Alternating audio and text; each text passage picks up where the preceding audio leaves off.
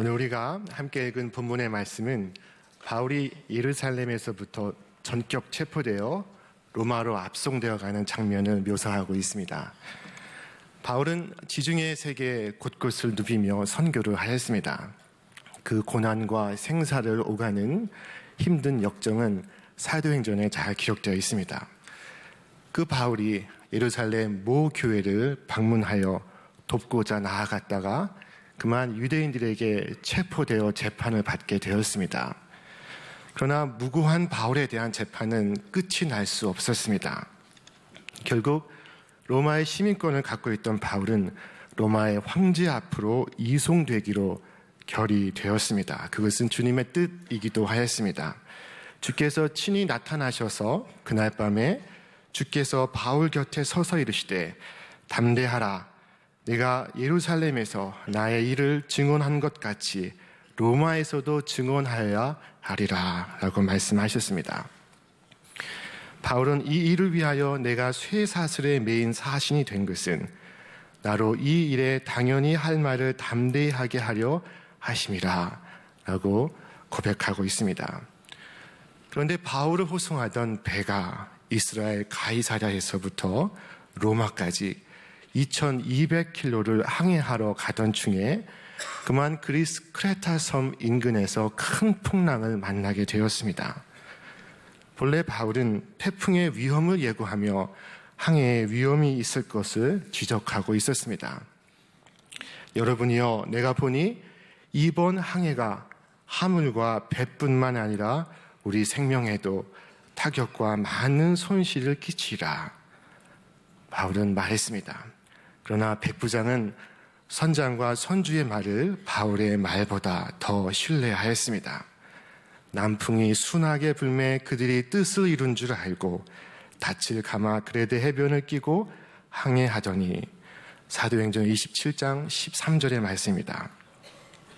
그런데 얼마 안 되어 유라굴로라고 하는 큰 광풍을 만나게 되었습니다. 유라굴로는 유로스, 동쪽을 의미하는 유로스와 그리고 북쪽을 의미하는 아퀼로가 합성된 합성어입니다. 그것은 그 이름 그대로 북동풍이라는 의미를 갖습니다. 이 유라굴로는 지중해 연안 크레타 섬 2100km 산맥에 서로 다른 두 기류가 충돌하여 발생하는 강력한 역풍이었습니다. 배가 일단 이 바람을 만나면 그 배는 방향을 조절할 수 없게 됩니다. 그 배는 속수무책으로 아프리카 방면으로 밀려나가다가 마침내 모래톱이나 암초에 부딪혀 파손하게 됩니다. 이 바람은 11월에서 1월까지 겨울철에 심하게 부는데 바울은 이 때를 피해 가고자 말했던 것이었습니다. 바울은 그 위험성을 적극적으로 개진하였습니다. 그러나 백부장은 선장과 선주의 말을 믿고 페닉스로 가서 겨울을 나기로 작정하고 항해를 거듭하였습니다. 항해 일자를 줄여서 이득을 많이 남기려는 선장과 선주의 이해관계와 또한 편한 곳에서 겨울을 보내려는 군인들의 이해관계가 일치된 것이었습니다. 순하게 남풍이 불어올 때 항해는 순탄할 것처럼 보였습니다. 그러나 잠깐 불던 그 남풍은 급격한 광풍으로 탈바꿈하였습니다. 풍랑의 물결이 거세게 배에 부딪혀올 때 배는 곤두박질치며 하늘로 솟구쳤다, 물 아래로 침몰했다 하는 그 일을 반복하고 있었습니다. 그렇게 배는 방향을 잡지 못하고 바다 한가운데로 사정없이 밀려가고 있었습니다. 위기 앞에서는 이들은 살아남을 수 있는 모든 자구책을 마련하기 위해 최선을 다했습니다. 하지만 태풍은 그치질 않았고 이튿날 배를 가능한 가볍게 하기 위해 모든 짐을 바다에 던졌습니다. 그리고도 해결되지 않자 그들은 항해에 필요한 필수 장비도 바다에 던졌습니다. 그리고도 해결되지 않자 그들은 마지막으로 살 수 있어야 하는 희망도 바다에 던졌습니다. 20절의 말씀은 이러한 상황을 매우 정확하게 묘사하고 있습니다. 여러 날 동안 해와 달과 별이 보이지 아니하고 큰 풍랑이 그대로 있음에 구원의 여망이 다 없어졌더라. 구원의 여망이 다 없어졌습니다. 그러나 오늘 여러분과 제가 주목하고 싶은 말씀은 20절이 아니라 44절의 말씀입니다. 우리 함께 읽어보겠습니다. 그 남은 사람들은 널 조각 혹은 배 물건에 의지하여 나가게 하니 마침내 사람들이 다 상륙하여 구원을 얻으니라. 다 상륙하여 구원을 얻으니라. 어떻게 하여 구원의 여망이 다 없었다가 어떻게 하여 다 구원을 얻게 되었을까요? 구원의 여망이 다 없어졌음과 다 구원을 얻게 된 사이에는 어떤 일이 있었습니까? 거기에는 한 사나이가 있었습니다. 그는 경험이 많은 선장이나 선원이 아니었습니다. 그는 칼을 든 백부장이나 군사도 아니었습니다. 그는 죄수였습니다. 그는 복음을 위해 쇠사슬에 매인 사람이었습니다. 그는 비록 죄수의 몸이었지만 그는 그가 본 비전을 담대하게 선포하였습니다. 내가 속한 바, 곧 내가 섬기는 하나님의 사자가 어젯밤에 내 곁에 서서 말하되 바울아 두려워하지 말라. 내가 가이사 시저 앞에 서야 하겠고 또 하나님께서 너와 함께 항해하는 자를 다 내게 주셨다 하였으니 그러므로 여러분이여 안심하라. 나는 내게 말씀하신 그대로 되리라고 하나님을 믿노라. 바울은 그에게 주신 하나님의 말씀을 붙들고 있습니다. 바울은 그 말씀을 시각화하고 있습니다. 그리고 광풍에 출렁이는 배 위에서 난파의 기로에 처한 선상에서 하나님의 구원을 선포하고 있습니다. 지금은 비록 곤경의 시간이지만 하나님은 그 배에 탄 사람들의 안전을 지켜주실 것입니다. 그는 비전의 사람이었고 행동하는 사람이었습니다. 그는 하나님이 주신 비전에 자신의 삶과 자신의 전 존재를 의탁하고 있었습니다. 그러나 그 시각 선원들은 살금살금 배를 버리고 도망칠 궁리를 하고 있었습니다. 그들은 좌초할지도 모를 배를 버려두고 자기들만 살기 위해 슬쩍 거룻배를 내리고 있었습니다. 바울은 즉시 그 사실을 백부장에게 알려서 선원들의 탈출을 저지합니다. 바울이 백부장과 군인들에게 이르되 이 사람들이 배에 있지 아니하면 너희가 구원을 얻지 못하리라 하니 이에 군인들이 거룻줄을 끊어 떼어 버리니라. 자, 그리고 그 소동 가운데 날이 새고 있었습니다. 바울은 이른 아침 사람들에게 음식을 먹으라 권하면서 말합니다. 여러분은 오늘까지 10나흘을 굶었습니다. 10나흘을 마음을 졸이며 아무것도 먹지 못하고 굶고 지내고 있습니다. 나는 여러분에게 음식을 먹으라고 권합니다. 그래야 여러분은 목숨을 유지할 힘을 얻을 수 있을 것입니다. 여러분 가운데 아무도 머리카락 하나도 잃지 않을 것입니다. 그리고 바울은 직접 빵을 들어 모든 사람 앞에서 하나님께 감사의 기도를 올리고 떼어서 먹기 시작합니다. 그러자 배 위의 사람들이 하나씩 둘씩 용기를 내어 음식을 먹기 시작합니다. 그때 배에 탄 사람의 수가 모두 276명이었습니다. 바울은 마음을 졸이며 함께 지낸 그 사람들의 마음을 너무나 잘 알고 있었습니다. 고통을 함께 겪었기 때문에 그의 공감은 진실하였습니다. 바울은 그들과 빵을 나누면서 동시에 비전을 나누고 절망에 빠진 그들을 소망으로 이끌고 있었습니다. 배에 타고 있는 모든 사람들은 이제 바울과 함께 하나님의 구원하심을 목격하는 증인들이 될 것입니다. 이 그림은 네덜란드의 화가 루돌프 바크 휘센이 1600년경에 지은 그림입니다. 제목은 바울의 파선입니다. 저들이 구원받는 장면을 한번 보시기를 바랍니다. 바크 휘센은 폭풍으로부터 간신히 섬에 도착한 바울의 일행을 실감나게 묘사하고 있습니다. 저 뒤에 심하게 기울어진 배와 그 뒤로 보이는 어두운 먹구름, 그리고 거친 파도, 그리고 위기를 뚫고 섬에 도착한 이들의 모습을 묘사하고 있습니다. 그들이 헤엄쳐 건너온 저곳은 밀레데라고 하는 섬입니다. 바울은 그 섬의 추장 보블리오의 집에 들어가 그 추장의 아버지의 열병을 고칩니다. 그리고 그들은 거기서 석 달 동안 겨울을 지내다가 마침내 로마에 입성하게 됩니다. 그리고 바울은 시저 앞에서 복음을 전하였습니다. 오늘의 이 말씀은 복음이 저 팔레스타인 편두리 시골 갈릴리에서부터 시작되어 예루살렘에 이르고 그리고 한 민족의 수도 예루살렘에서부터 제국의 수도 로마까지 이르는 그 마지막 고비를 넘어서는 장면을 묘사하고 있습니다. 유라굴로 광풍의 이야기는 오늘 우리 그리스도인들에게 깊은 교훈을 주고 있습니다. 오랜 바다의 경험을 자랑하는 선장과 막강한 재력을 자랑하는 선주, 그리고 무력을 갖고 있는 백부장, 그들은 다수의 편한 길로 나아가고 있었습니다. 그 길에 처음에는 순한 남풍이 불었으나 때가 되니 그것은 광풍의 서막이었습니다. 주님께서 말씀하십니다. 마태복음 7장 이하에 우리 함께 읽겠습니다. 좁은 문으로 들어가라.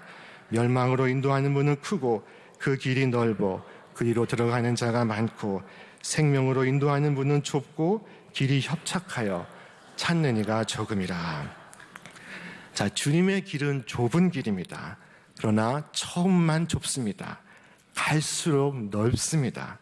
그러나 세상의 길은 처음만 넓습니다. 그러나 갈수록 좁습니다. 더 이상 나아갈 수 없습니다.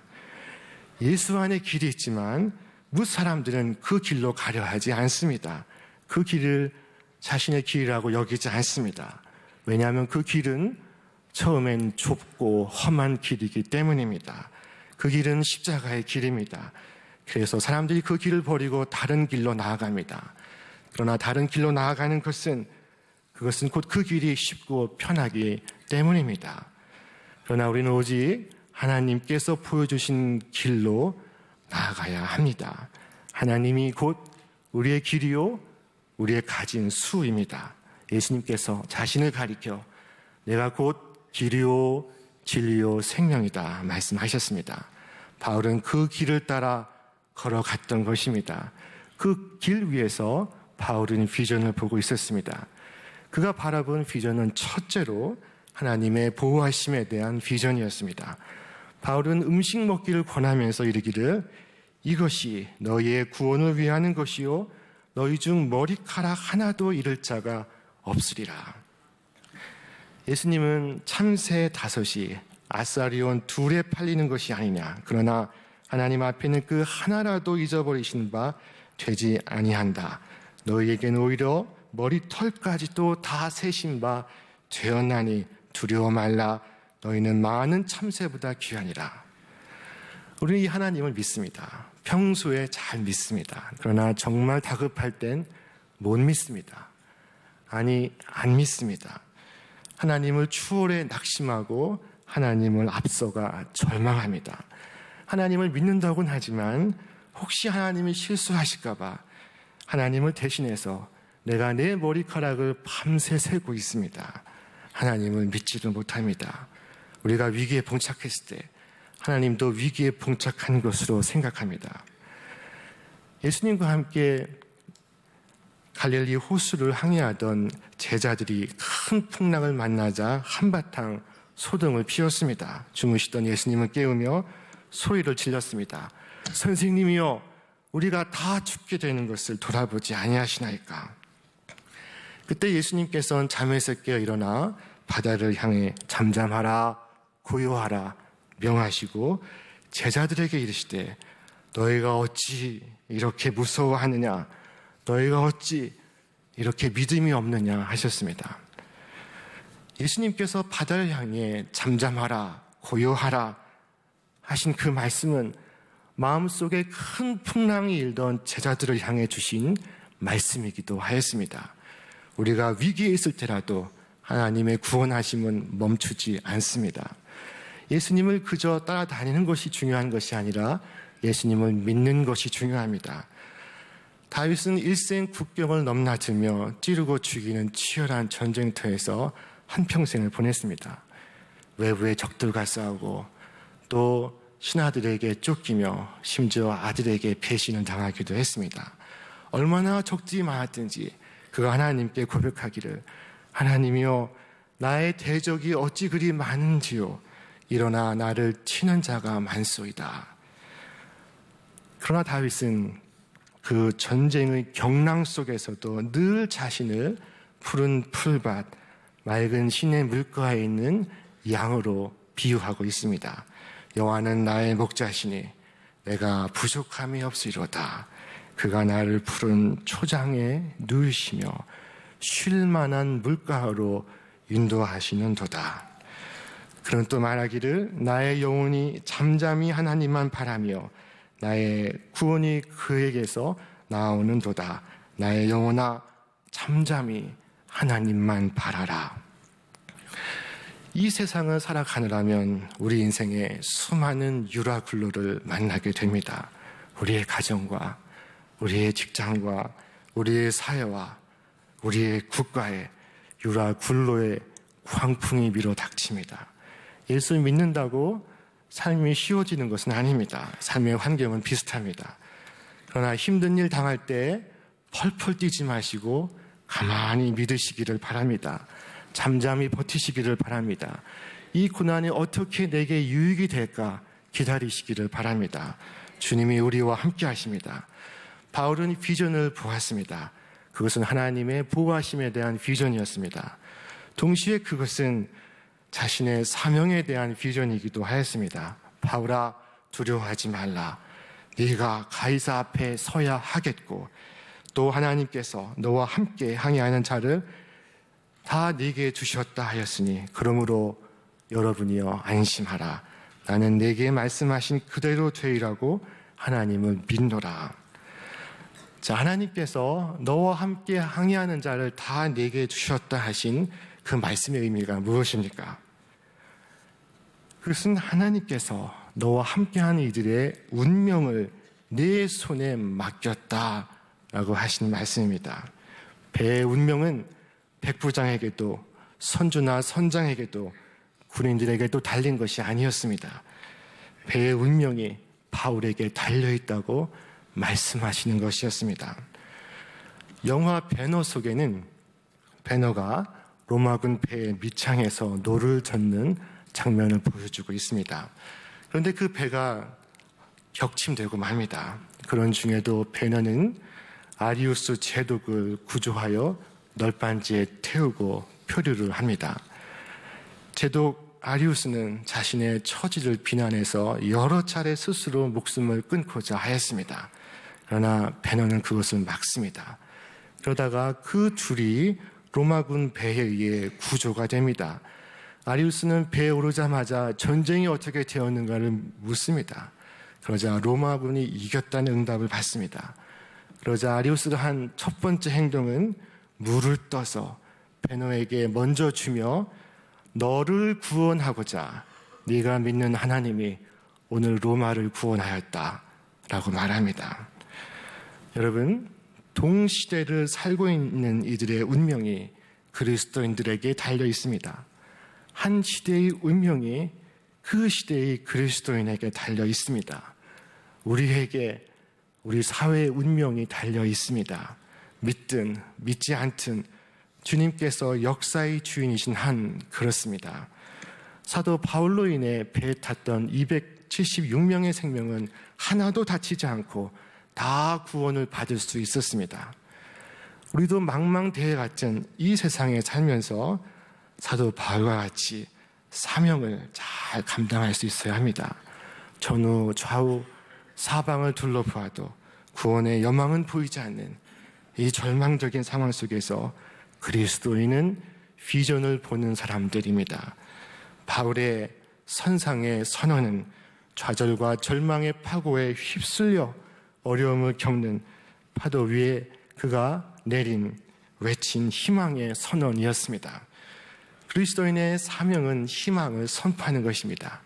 희망 되신 주님을 나타내는 것입니다. 이 사명은 쉽지 않습니다. 그리스도인으로서 그리고 교회로서 책임을 수행하고자 할 때 쉽고 평탄한 길만 있는 것은 아닙니다. 어렵고 힘든 길이 앞에 기다리고 있습니다. 바울은 죄를 짓지 않았지만 미교수의 몸으로 묶인 포박의 몸이 되어 로마로 가는 배를 타고 있습니다. 그리고 풍랑을 맞고 있었습니다. 일제시대 남강 이승훈 선생님은 육신이 크게 상하여 옥고를 마친 지 얼마 되지 않아서 다시 3.1운동의 민족 대표가 되어서 또다시 감옥행을 가야 했습니다.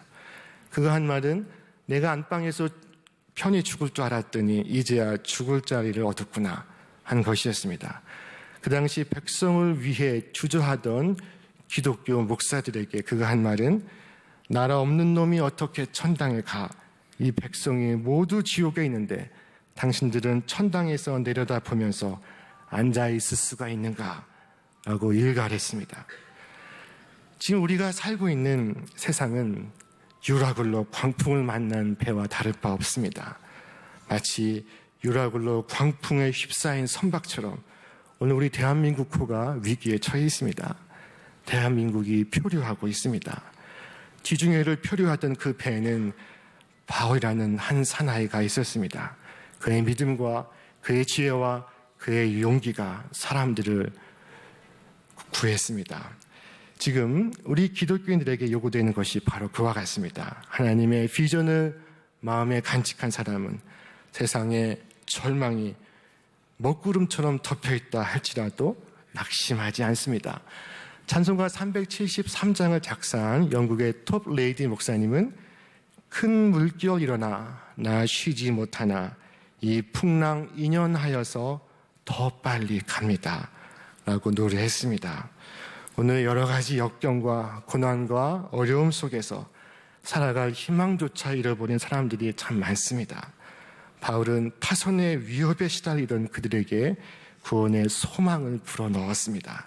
그리고 그들에게 음식을 주어 먹게 하였습니다. 유라 굴로 같은 이 극한적 절망적 상황 속에서도 보이는 것 없고 들리는 것 없고 손에 잡히는 것 없는 바다 위 풍랑 이는 선상에서도 그 위에 주님의 약속을 붙든 한 사나이가 있었습니다. 사람들은 그의 말을 따라 용기를 내고 음식을 먹었으며 결국 다 목숨을 구할 수 있었습니다. 이 어려움 많은 시대, 파고에 표류하는 사회 속에서 우리의 일터와 우리의 가정 속에 오늘 우리를 향한 요청이 있고 하나님의 부르심이 있습니다.